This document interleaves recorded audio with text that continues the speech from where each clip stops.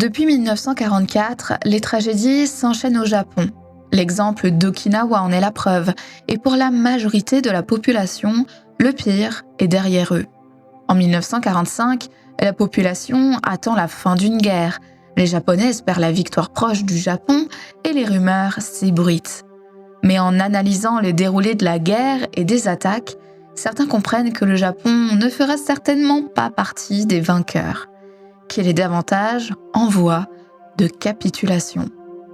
Mais tous pensent que le pire est derrière eux, et c'est bien le contraire qui s'annonce. Le 6 août 1945, une bombe d'un nouveau genre rase la ville d'Hiroshima, ce qui changera la vie de milliers de personnes, dont les photographes qui y couvriront les tragédies qui s'en suivront. Et c'est de l'un d'eux dont nous parlerons aujourd'hui. Alors, installe-toi confortablement et prépare-toi à découvrir l'expérience hors du commun du photographe japonais Yosuke Yamahata. Je suis Élodie Bonin et tu écoutes Nice est fort, le podcast qui te plonge dans l'histoire de la photographie pour insuffler une nouvelle ère dans ta créativité.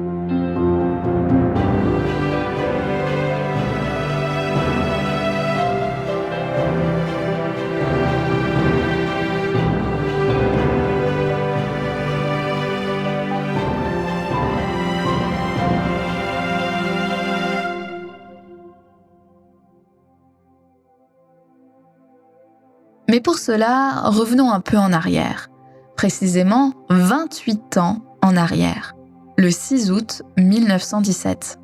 À Singapour, alors colonie britannique, naît Yosuke Yamahata. Peu après sa naissance, son père, photographe et opérateur de studio, décide de s'installer à Kyoto, où il ouvre son propre atelier professionnel. Un environnement idéal pour que Yosuke s'imprègne très tôt du médium désormais inscrit dans l'ADN familial. À 18 ans, son père lui offre son tout premier appareil photo, un Leica. Et après une brève tentative d'études supérieures, Yosuke se tourne finalement vers la voie professionnelle, rejoignant le studio familial. Il y apprend les multiples facettes du métier de photographe, de la prise de vue au tirage, mais il s'en distingue très vite par une approche bien à lui, résolument tournée vers le reportage. Un style encore émergent au Japon des années 1930. C'est cette sensibilité au réel qui lui ouvre les portes du journal japonais Graphic Time Sun, où il entame ses premiers pas dans le photojournalisme. Cette période est riche en opportunités journalistiques pour le jeune photographe, car le chaos gagne peu à peu l'ensemble du continent asiatique. En 1937, le Japon prétend vouloir libérer l'Asie du joug colonial occidental. Et il est vrai que l'Asie est alors en grande partie sous domination européenne. L'Indochine est française, l'Inde est britannique et l'actuelle Indonésie est encore appelée les Indes néerlandaises. Quant aux Philippines, elles sont encore sous le contrôle des États-Unis. Le Japon promeut donc une unification des pays asiatiques pour se libérer de l'Occident. Une idéologie que l'on appelle la sphère de coprospérité de la Grande Asie orientale. Une sphère qui, soi-disant, serait dirigée par le Japon dans un esprit de bienveillance. Mais cette utopie cache en réalité une idéologie impérialiste déguisée. Le Japon, archipel pauvre en ressources naturelles, manque cruellement de pétrole, de charbon et de matières premières. Pour pallier à ce déficit et accroître son économie, le gouvernement japonais entend tirer profit de sa puissance militaire pour envahir les territoires voisins. Son objectif est limpide, conquérir les pays alentours pour exploiter leurs ressources, réquisitionner leur main-d'œuvre et contrôler leur gouvernement. Mais comment ? Eh bien, en imposant la langue japonaise, la monnaie japonaise et bien sûr l'armée japonaise. Le premier pays à subir les conséquences de cette idéologie, c'est la Chine. Certes, elle n'est pas une colonie, mais c'est l'un des pays les plus fragilisés d'Asie en raison des nombreux conflits qui l'ont secoué. En 1937, le Japon y lance une invasion de grande ampleur, déclenchant la Seconde Guerre sino-japonaise et perpétrant ses premiers crimes de guerre, dont le tragique massacre de Nansin, accompagné de dizaines de milliers de viols. Ce n'est là qu'un prélude aux massacres futurs qui auront lieu en Corée, en Indonésie et en Birmanie. Pour justifier ses campagnes militaires auprès de sa propre population et éviter toute rébellion intérieure, le Japon met en place un puissant appareil de propagande. Bureaux, censeurs, rédacteurs, illustrateurs, cinéastes et photographes, tout est organisé pour encadrer la production médiatique. Un système qui, à cette époque, est adopté par l'ensemble des pays engagés dans une guerre. C'est dans ce contexte que Yusuke Yamahata fait ses premiers pas dans la photographie de guerre. Envoyé sur le terrain par les services de presse, il suit l'armée impériale japonaise pour documenter les conflits en Chine.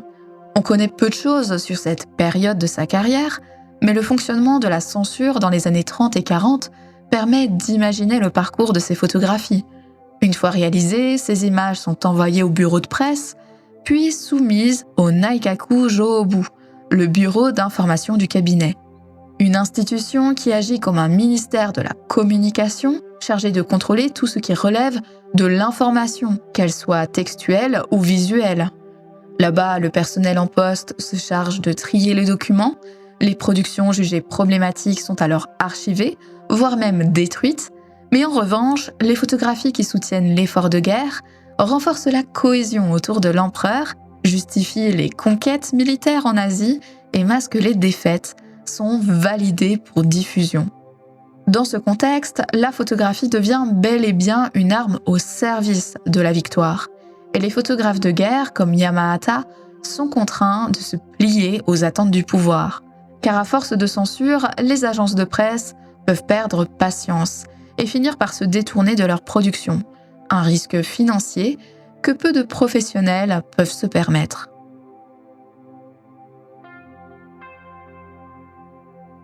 À la fin des années 1941, le Japon se trouve à un tournant décisif. Depuis près d'une décennie, il étend son empire à travers l'Asie, la Mandchourie, la Chine, l'Indochine. Rien ne semble freiner sa progression. Mais derrière cette expansion territoriale, un talon d'Achille subsiste, le pétrole. Et ce pétrole, ce sont les États-Unis qui en détiennent le contrôle. Inquiet face à l'agressivité croissante de l'armée impériale, le gouvernement américain décide, en juillet 1941, d'imposer à la monarchie japonaise un embargo total sur le pétrole, le fer et l'acier. Ce blocus économique, c'est un étranglement, car sans carburant, c'est tout l'appareil militaire japonais qui se retrouve paralysé. Deux options s'offrent alors au Japon. Reculer, négocier avec les Américains et abandonner ses conquêtes, ou frapper fort, et vite, pour sécuriser les ressources dont il a besoin. La décision est vite prise, l'armée impériale refuse de plier.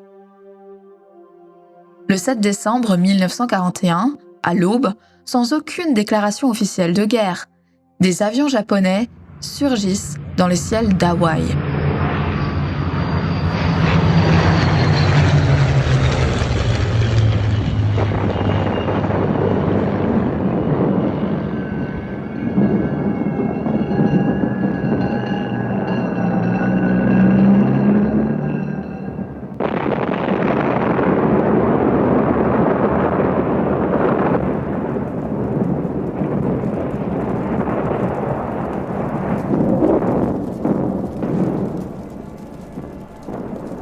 En moins de 2 heures, la base navale de Pearl Harbor est ravagée par les flammes.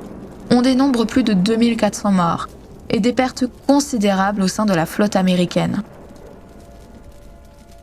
Le lendemain, les États-Unis, encore sous le choc, déclarent la guerre au Japon.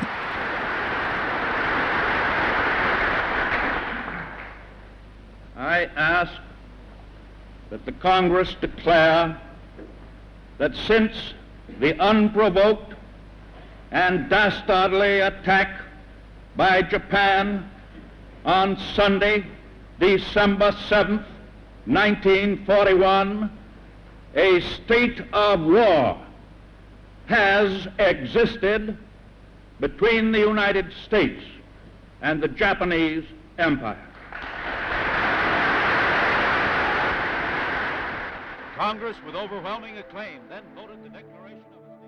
C'est le début de la guerre du Pacifique, mais aussi le début de la chute du Japon. Car s'attaquer à une puissance industrielle aussi colossale que les États-Unis, c'est prendre un pari géopolitique risqué, presque suicidaire. Et aux premières loges de ce pari périlleux, on retrouve les photographes. Des professionnels comme Yusuke Yamahata qui observent avec inquiétude l'enchaînement des échecs militaires. Ils constatent aussi la censure massive qui entoure la communication sur les pertes japonaises. La population, elle, peine à mesurer l'ampleur du désastre. Les informations sont filtrées et minimisées, reléguées en petits caractères dans les journaux. Le peuple continue à croire, à espérer les victoires, sans savoir ce que voient les photographes, sans savoir ce dont Yamahata est témoin. Pendant ce temps, aux États-Unis, un projet secret se développe dans le plus grand des silences. Dans les cercles gouvernementaux, il est désigné sous le nom de code Manhattan Project. Son objectif, concevoir une arme d'un genre totalement nouveau, une bombe, utilisant la fission nucléaire, capable de raser une ville entière en un seul souffle. Des scientifiques venus du monde entier y travaillent à Los Alamos, dans le désert du Nouveau-Mexique. En juillet 1945, la première bombe atomique explose lors d'un test surnommé Trinity. Le résultat est terrifiant. Une explosion d'une puissance inédite. Le monde vient d'entrer dans l'ère atomique. Le président Truman détient désormais une arme capable d'anéantir des dizaines de milliers de vies en quelques secondes. En Europe, la guerre est finie, mais au Japon, la capitulation se fait attendre.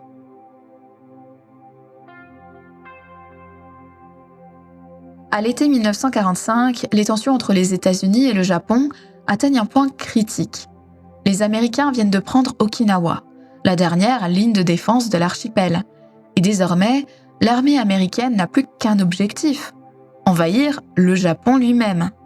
Le gouvernement impérial s'attend à une attaque imminente sur l'île de Kyushu. C'est en prévision de cette offensive que Yusuke Yamahata, alors âgé de 27 ans, est rattaché au corps ouest de l'armée japonaise et reçoit l'ordre de rejoindre Fukuoka. L'idée, pour le photographe, est de s'y replier en attendant que le pire soit passé, avant de rejoindre les zones de combat.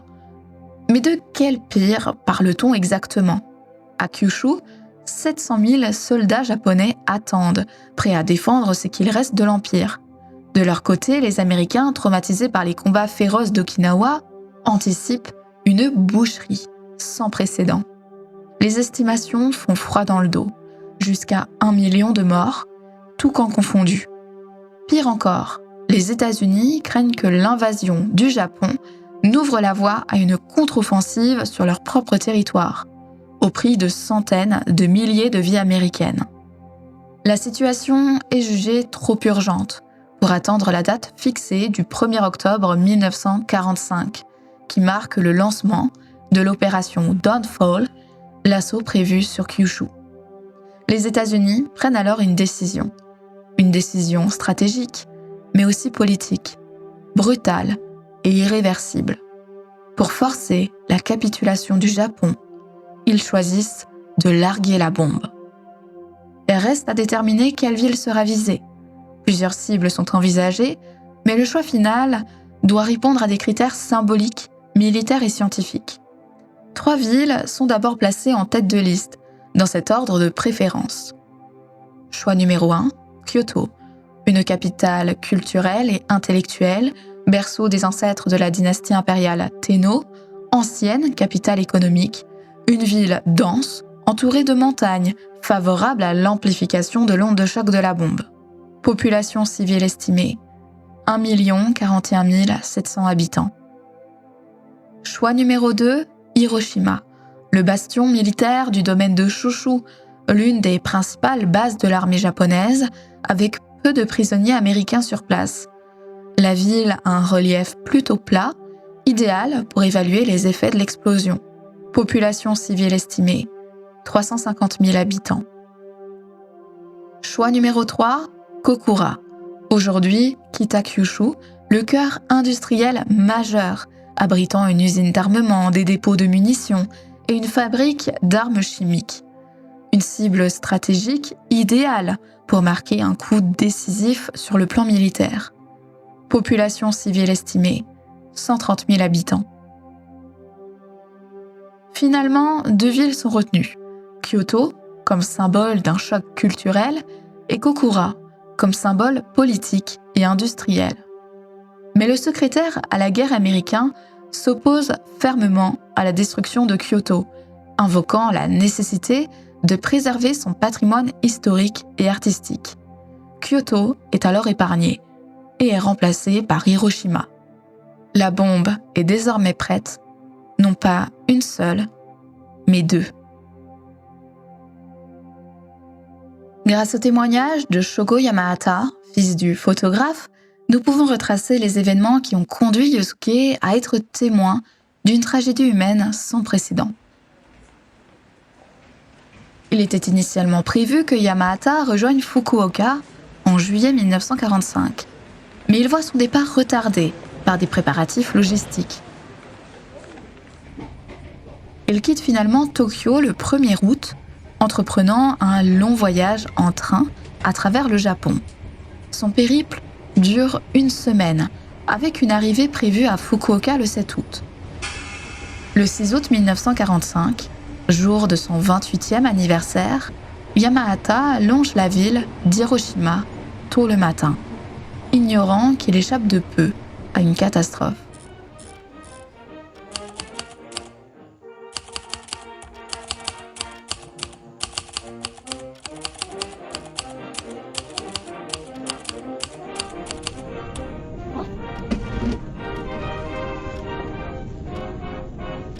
Car à 8h, 15 minutes et 19 secondes, un avion largue la bombe atomique Little Boy au-dessus d'Hiroshima.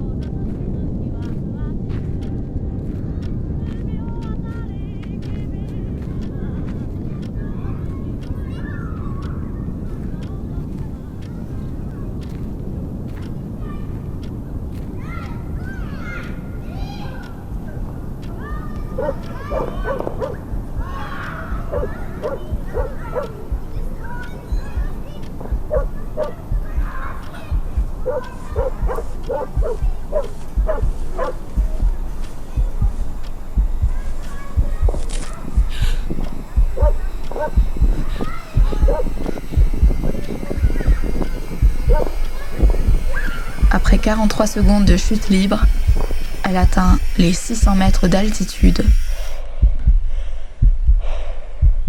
et explose.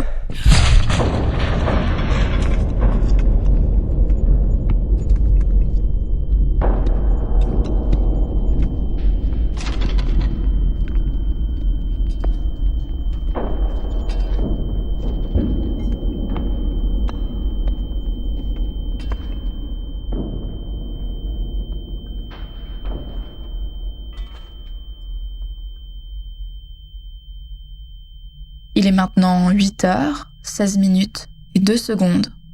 La ville est dévastée et environ 80 000 personnes périssent instantanément. Un seul photographe, Yoshito Matsushige, documente les conséquences immédiates de l'attaque. Présent à 2,7 km de l'hypocentre, il tente de rejoindre le centre-ville, mais le cœur de la ville est calciné et encore ravagé par les flammes.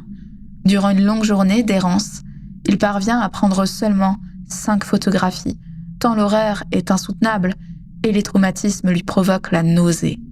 Les dégâts s'étendent sur près de 5 km, détruisant 90% de la ville. Les survivants, gravement brûlés et irradiés, errent parmi les cadavres calcinés.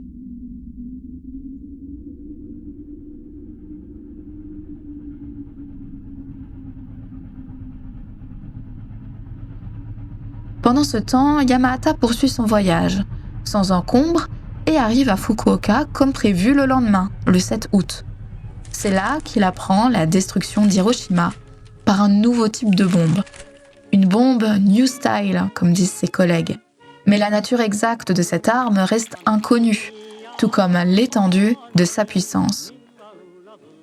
Informé trop tard pour faire demi-tour, Yamahata constate que d'autres photographes ont déjà été dépêchés sur place. Parmi eux figurent Shunkichi Kikuchi, Shigeo Hayashi, Kiyoshi Kanai et Toshio Maeda. Du côté américain, Bernard Hoffman est le seul photographe envoyé immédiatement après l'attaque, tandis que Wayne Miller, Daniel McGovern et Joe O'Donnell le seront dans les semaines suivantes. George Caron, quant à lui, immortalise le champignon atomique depuis l'avion ayant largué la bombe.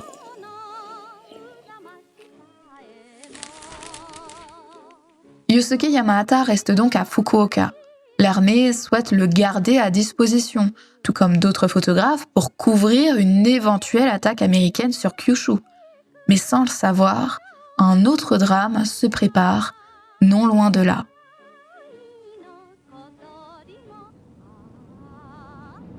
Le 9 août 1945, au matin, un avion américain décolle de l'île de Tinian dans le Pacifique.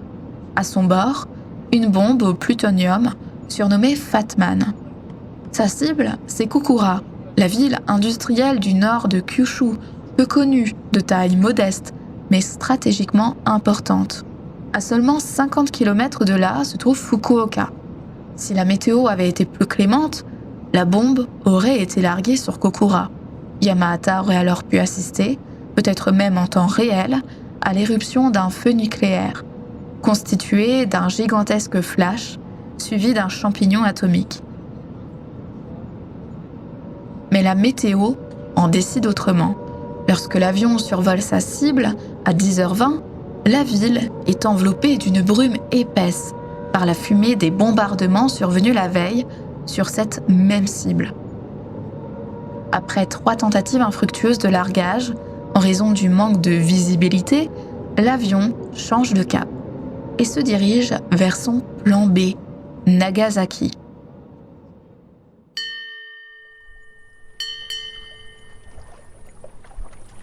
Située à 160 km de là, la ville est connue pour ses chantiers navals, son industrie d'armement, sa grande base logistique maritime et ses infrastructures militaires dissimulées dans les vallées. Elle remplit toutes les conditions d'une attaque aux symboliques politique et militaire.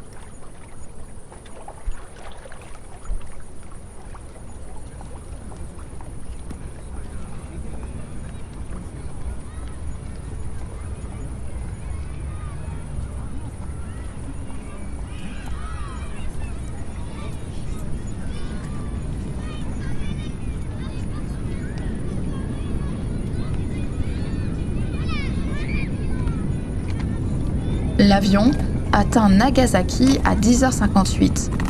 Une fois positionné au-dessus de la vallée industrielle, la bombe est larguée à 11h02. Quelques secondes plus tard, elle explose.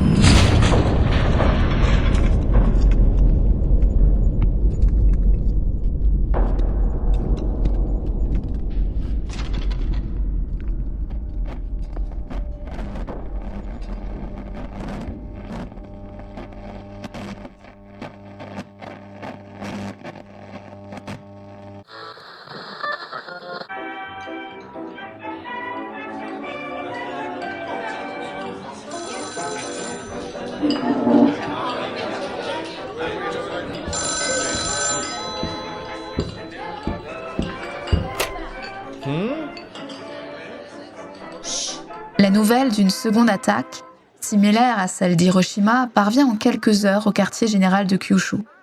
Il ne faut donc que peu de temps avant que Yusuke Yamahata en soit informé. Situé à moins de 150 km de l'épicentre de l'explosion, il est le photographe le plus proche de l'attaque. Il est donc aussitôt dépêché sur place, aux côtés du poète Joe Nigashi et du dessinateur Eiji Yamada.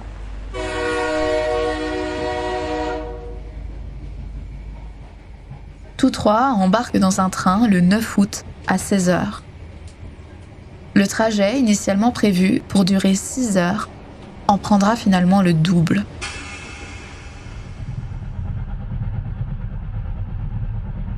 Le train transportant Yusuke Yamahata ne peut atteindre son terminus, la gare de Nagasaki ayant été détruite, tout comme la ville elle-même.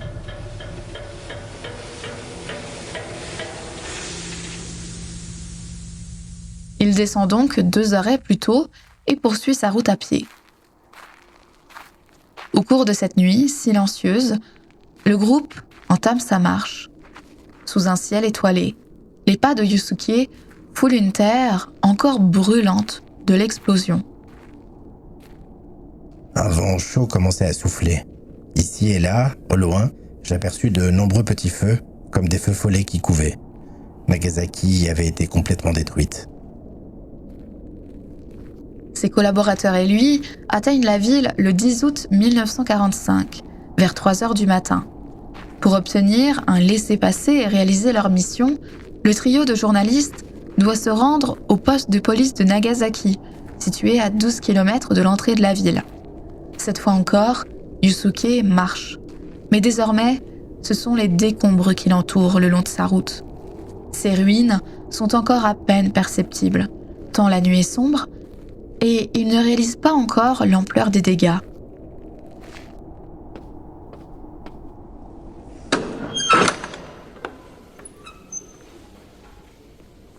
Une fois arrivé au commissariat, Yosuke Yamahata découvre avec étonnement le bâtiment quasi intact.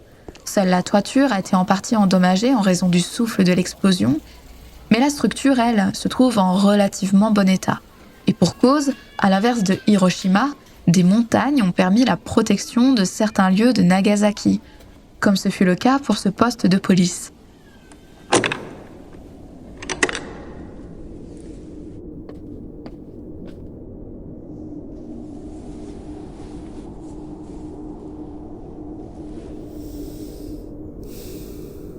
Une fois leur laissez-passer obtenu, le dessinateur et le poète se mettent au travail.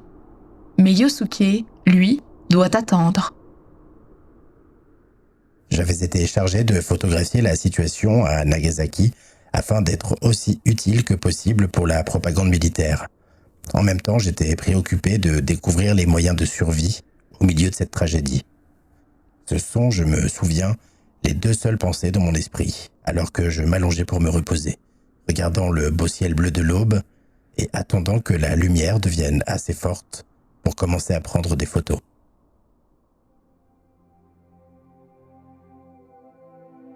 Il patiente alors jusqu'au lever du soleil, et avec le soleil, aux environs de 5 heures du matin, ses yeux s'éclairent face aux ravages de la situation. Un spectacle apocalyptique s'impose alors à lui. Sur des kilomètres s'étend un paysage de désolation. Des maisons réduites à l'état de ruine, des arbres arrachés ou pliés jusqu'à leurs racines, et des usines dont il ne reste que les structures métalliques calcinées. Les toits des bâtiments ont été soufflés, laissant place à un champ de décombres. Et au cœur de cette ville anéantie, un brasier continue de brûler, témoignant de la violence de l'explosion. Confronté à cette scène apocalyptique, Yosuke Yamahata doit accomplir la mission pour laquelle il a été envoyé, répondre par l'image aux questions fondamentales que se posent la presse et la population. Qui, quand, quoi, où, comment ? Le tout en respectant les directives de la propagande anti-américaine, imposées par les autorités militaires et politiques japonaises. Dans cette optique, Yamahata concentre tout d'abord son attention sur les destructions urbaines les plus visibles. Ces photographies relatent objectivement de la dévastation de Nagasaki, servant la propagande japonaise en portant les ravages matériels du conflit, tout en occultant les souffrances humaines. Cette distance émotionnelle, recherchée par les bureaux de propagande, est idéale pour informer sans provoquer de panique au sein de la population. Et parmi ces premières images prises par Yosuke Yamahata, l'une d'elles se démarque. On y observe un torii encore debout au milieu des ruines. Ce portail traditionnel japonais, érigé à l'entrée des sanctuaires shintoïstes pour séparer le sacré du profane, se dresse désormais, seul, au milieu d'un champ de décombres. Au cours de son errance photographique, ces clichés révèlent des paysages dévastés, dans lesquels errent des groupes de civils en quête de rares survivants. On peut notamment mentionner l'un de ces clichés capturant le sourire d'une jeune adolescente de 17 ans sortant d'un abri anti-aérien au cœur de la ville détruite. Une image fortement utilisée par la propagande japonaise pour rassurer la population nationale et portant un message fort. La ville est détruite, mais nous avons survécu. Les habitants de Nagasaki sont victorieux. Mais la réalité est tout autre. Le photographe capte une désolation surréaliste qui s'aggrave au fur et à mesure qu'il se rapproche du cœur de l'explosion. Le pire, c'est quand les fils électriques et téléphoniques s'enroulent autour des jambes des gens et qu'ils ne peuvent pas s'échapper, et qu'ils meurent dans cette position, tombés à genoux. Désormais, ce ne sont plus seulement des habitants survivants qu'il croise sur sa route, mais des cadavres, de plus en plus calcinés, jonchant le sol parmi les ruines. Ceux qui sont morts avec la bombe n'avaient aucune souffrance inscrite sur leur visage. Ils étaient morts instantanément et beaucoup d'entre eux ressemblaient à des mannequins de vitrine. Au-delà de ces victimes, désormais réduites au silence, d'autres peuvent encore crier leur douleur. Leurs corps ont été blessés par les débris, brûlés par l'explosion, et sans le savoir encore, les radiations se chargent déjà de les ronger de l'intérieur. Vers 2h de l'après-midi, des médecins et des infirmières sont arrivés à la gare de Michinoho, mais j'ai l'impression que seules quelques centaines de personnes ont reçu des soins médicaux et que toutes les autres sont mortes. Au plus près des victimes, Yusuke Yamada concrétise la vision qu'il a de son travail à Nagasaki. Photographier la survie et la force, malgré la crainte d'une nouvelle attaque. Cette approche imprègne l'ensemble de son reportage, offrant une voix visuelle aux survivants de la bombe atomique, aujourd'hui connue sous le nom d'Hibakusha, que nous pouvons littéralement traduire du kanji « personne affectée par la bombe ». Ainsi, les photographies de Yamada ne se contentent pas de documenter l'horreur du bombardement. Elles révèlent, sur les visages des victimes, des traumatismes naissants qui ne cesseront de s'intensifier. L'épreuve qu'ils traversent n'est que la partie émergée de l'iceberg. D'autres stigmates seront laissés par la bombe, pour la plupart physiques, causés par les radiations, comme des nausées violentes, des pertes de cheveux, un changement pigmentaire de la peau, virant rapidement au violet, des baisses d'énergie et des insomnies à répétition. Des années plus tard, des tumeurs cancéreuses et des apparitions de calcifications mettront fin à la vie de nombreux Hibakusha. Entre-temps, beaucoup souffriront de troubles psychologiques, dont des hallucinations et des périodes intenses de démence. Sans oublier que beaucoup seront marqués par des stigmates sociaux, provoqués par la peur et l'ignorance du drame. C'est d'ailleurs ce qu'en témoigne la photographie de l'enfant à la boule de riz, réalisée par Yamada en ce 10 août 1945. Il y fixe une mère et son fils de 2 ans et demi, chacun tenant en leurs mains une boule de riz. Leur visage, couvert d'égratignures, témoigne d'une mère résignée, aux côtés d'un enfant interrogateur, observant durement l'objectif de Yusuke. Ce garçon, aujourd'hui adulte, a été retrouvé par le fils de Yamada. Cette victime de la bombe affirme ne garder aucun souvenir de l'événement. Refusant les interviews, il a néanmoins accepté que sa photo soit diffusée, à condition que son nom, visible sur l'étiquette de son manteau, soit masqué. Cette exigence, qui puisse nous paraître étrange, s'explique par les discriminations persistantes envers les Hibakusha et leurs familles. Après la guerre, des rumeurs infondées circulaient, affirmant que les radiations provoquaient des maladies héréditaires et rendaient même les femmes stériles. Ces croyances ont entraîné un rejet social, accusé à tort de ne plus pouvoir enfanter. Le garçon, ayant lui-même des sœurs survivantes de l'explosion, maintient donc cette condition à la diffusion de l'image, afin d'épargner son entourage. Et en plus de cet enfant à la boule de riz, Yamada prête une attention toute particulière aux familles survivantes de l'attaque. Le thème de l'enfance et de la parentalité est récurrent dans son travail à Nagasaki. Sur l'un de ces clichés, un jeune garçon porte sur son dos son petit frère, blessé par la bombe. Sur une autre, une mère, en attente de soins, allaite son bébé. Et encore plus loin, c'est un père qui cherche désespérément un docteur pour soigner son nourrisson. Des images de victimes tentant difficilement de survivre et qui ne manquent pas de faire écho aux cadavres calcinés, de mères et d'enfants. C'est avec ce thème des scènes familiales que Yusuke laisse transparaître sa propre sensibilité. Sensibilité d'un fils encore endeuillé d'avoir récemment perdu sa mère, mais aussi sensibilité d'un homme qui est devenu père il y a encore moins d'1 an.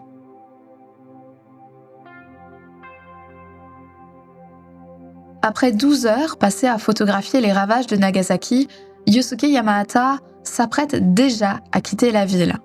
À 17h, il embarque à bord d'un train en direction de Fukuoka, où il prévoit de développer ses pellicules.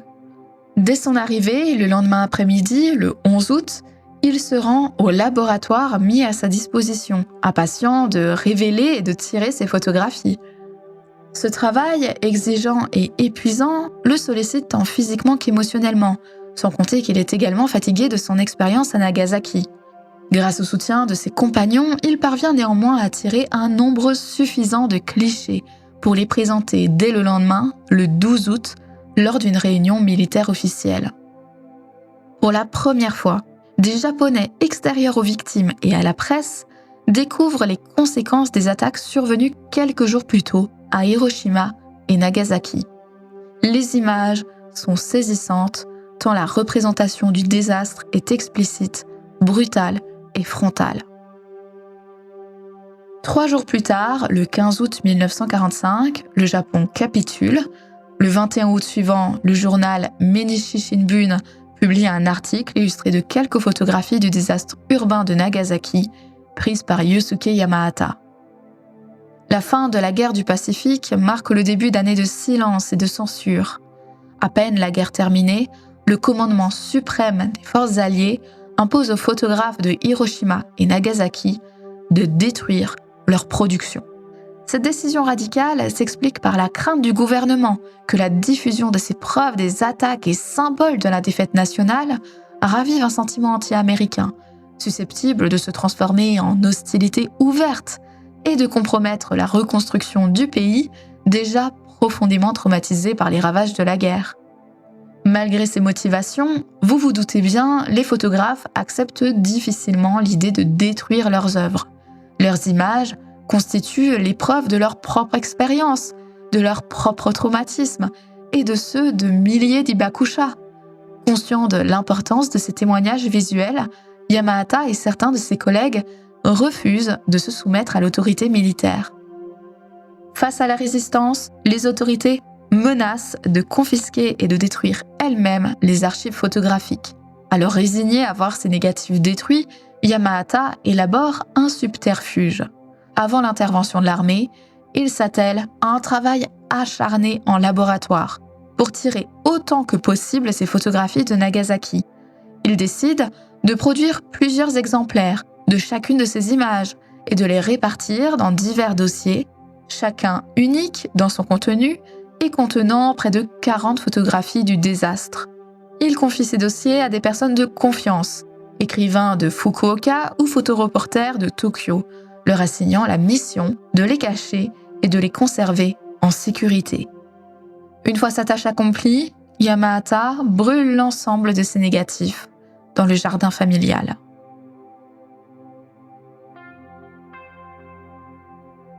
Il faut attendre 1952 pour que la censure imposée par le commandement suprême des forces alliées soit levée, permettant enfin aux photographes de révéler leurs images au monde. Dans ce contexte, Yusuke Yamahata récupère 2 dossiers photographiques auprès de ses amis et collègues. À partir de ces images, il publie la même année un ouvrage intitulé « Un album commémoratif de Nagasaki bombardé par des bombes atomiques ». Ce livre, plus qu'un simple recueil de photographies, constitue un témoignage personnel, enrichi de notes et de réflexions sur son expérience. Yamahata confiera plus tard ressentir une profonde culpabilité d'être resté émotionnellement détaché face à la tragédie qu'il documentait, errant dans une ville anéantie, photographiant des corps calcinés et des survivants traumatisés. J'étais complètement calme et posé. En d'autres termes, c'était peut-être trop énorme à absorber. En traversant la tragédie de Nagasaki à l'époque, Tout ce à quoi je pensais, c'était aux photos que je devais prendre et à la façon d'éviter d'être tué si une autre bombe New Style tombait. En d'autres termes, je ne pensais qu'à moi. C'est peut-être honteux, mais c'était la réalité de la situation et je ne peux pas le changer. Toujours en 1952, 7 de ces photographies sont publiées dans le magazine Life, dans le numéro du 29 septembre, sous le titre « Quand la bombe atomique a frappé », non censuré. Parmi elles figurent des images emblématiques, telles que la mère allaitante, l'enfant à la boule de riz et l'adolescente émergeant d'un abri anti-aérien. Voici un bref extrait de cet article. Dans les premières heures qui ont suivi l'explosion, la réaction de Nagasaki a été simple. Prière pour les morts et les mourants, pour la délivrance des quelques rescapés. En 7 ans, la réaction des deux villes est devenue plus complexe. Certains préfèrent aujourd'hui oublier l'événement. D'autres vivent de la catastrophe. Ils vendent des souvenirs en verre ou en pierre fusionnés à chaud, guident les visiteurs à travers les ruines, vendent des brochures qui décrivent en détail ce qui s'est passé. On trouve ici et là du ressentiment à l'égard des États-Unis. Mais, curieusement, ce n'est pas parce que les bombes A ont été utilisées. C'est plutôt parce que, comme l'a dit la femme de Kiyoshi Kikawa, très éprouvée, « Si vous, les Américains, vous nous avez bombardés et que certains d'entre nous ont survécu, ne pensez-vous pas que vous devriez nous aider à recouvrer la santé ?» Il n'y a qu'une seule question sur laquelle il n'y a pas de désaccord.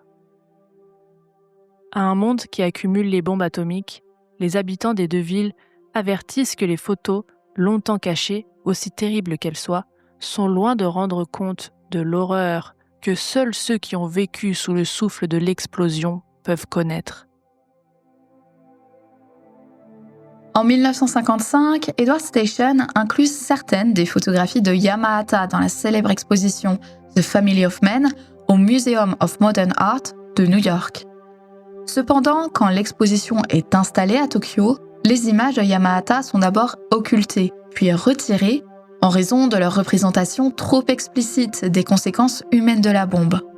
L'expérience vécue par Yamahata à Nagasaki, bien que brève, marquera profondément le reste de sa vie. Un jour, il demanda à son fils « Comment les gens peuvent-ils accomplir leur vie en ces temps instables ? Qu'ils s'y attendent ou non, la mort arrive. »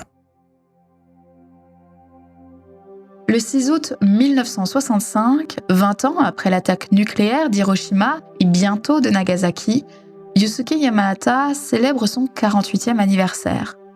Mais en ce même jour de commémoration, le photographe souffre subitement de vomissements répétés. Rapidement, un cancer rare du duodénum, autrement dit de l'intestin grêle, lui est diagnostiqué. Après 8 mois de lutte, il décède le 18 avril 1966. Jusqu'à sa mort, Yamahata n'a eu de cesse de photographier avec l'appareil qui lui servit à couvrir Nagasaki le 10 août 1945. Sa dernière image capturée est celle d'un typhon approchant depuis l'océan. La mémoire humaine a tendance à flancher et le jugement critique à s'estomper avec les années et les changements de mode de vie et de circonstances. Mais la caméra, tout comme elle s'est emparée des réalités de l'époque, met les faits bruts sous nos yeux, sans qu'il soit nécessaire de les embellir le moins du monde. Aujourd'hui, avec le remarquable rétablissement de Nagasaki et d'Hiroshima, il peut être difficile de se souvenir du passé. Mais ces photographies continueront à nous fournir un témoignage inébranlable des réalités de l'époque. Après son décès, d'importants travaux de restauration sont entrepris sur ces clichés de Nagasaki. En 1995, à l'occasion du 50e anniversaire du bombardement atomique, ces images sont présentées lors de l'exposition Nagasaki Journey à San Francisco. Un livre du même nom est publié, consolidant la reconnaissance de son travail. Le New York Times qualifie même ces photographies des plus puissantes jamais réalisées. L'exposition de 1995 connaît une renommée internationale et attire tout particulièrement l'attention d'une femme, fille d'un ancien collègue de Yamahata. Se souvenant avoir hérité d'un dossier de clichés confié à son père, elle le remet au MoMA, révélant ainsi 3 images inédites de Nagasaki. À ce jour, seuls 3 des dossiers photographiques que Yamahata avait confiés à ses amis et collègues pendant la période de censure ont été retrouvés. 2 étaient en possession de son fils, le 3e entre les mains de l'héritière d'un de ses collègues. Alors combien de ces dossiers restent-ils encore à découvrir ? Le doute persiste. Néanmoins, les 119 photographies archivées de Yamahata ont permis de préserver la mémoire des Hibakusha de Nagasaki, en les exposant à travers le monde et en inspirant d'autres photographes, à donner une voix aux victimes de l'impensable. Parmi eux, Shomei Tomatsu. Âgé de 15 ans lors du bombardement, il réalise en 1961 un projet photographique intitulé 11h02 Nagasaki, en référence à l'heure exacte de l'explosion. Pour illustrer ce moment symbolique, Tomatsu choisit en couverture une montre arrêtée à 11h02, figée pour toujours dans l'instant de la déflagration. Ce cliché, parmi d'autres, témoigne de la volonté de Tomatsu de capturer non seulement les conséquences immédiates, mais aussi les stigmates durables laissés par la bombe sur les objets, les lieux et les individus. Ainsi, le travail de Yamahata, enrichi par celui des générations suivantes de photographes, constitue une mémoire visuelle essentielle des conséquences humaines et matérielles du bombardement de Nagasaki et rappelant l'importance de la préservation et de la transmission de ces témoignages historiques. Témoignages de ceux pour qui la vie changea à jamais en ces 6 et 9 août 1945.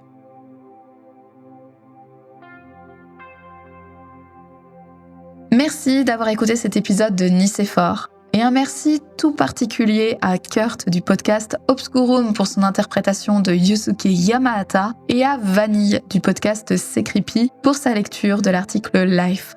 Si toi, cher auditrice, tu as aimé cette plongée dans la vie de Yusuke Yamahata, n'hésite pas à laisser des étoiles et un avis sur ta plateforme d'écoute préférée. Tu peux aussi rejoindre la communauté de Nicéphore sur Instagram et TikTok pour prolonger la discussion et découvrir encore plus de contenu autour de l'histoire de la photographie. Et si tu souhaites soutenir Nicéphore et aider à le faire perdurer, tu peux rejoindre mon Patreon à hauteur de tes moyens. En échange, tu auras accès à un épisode exclusif par mois. Alors prends soin de toi et n'oublie pas, pour être inspirant, il suffit d'être inspiré.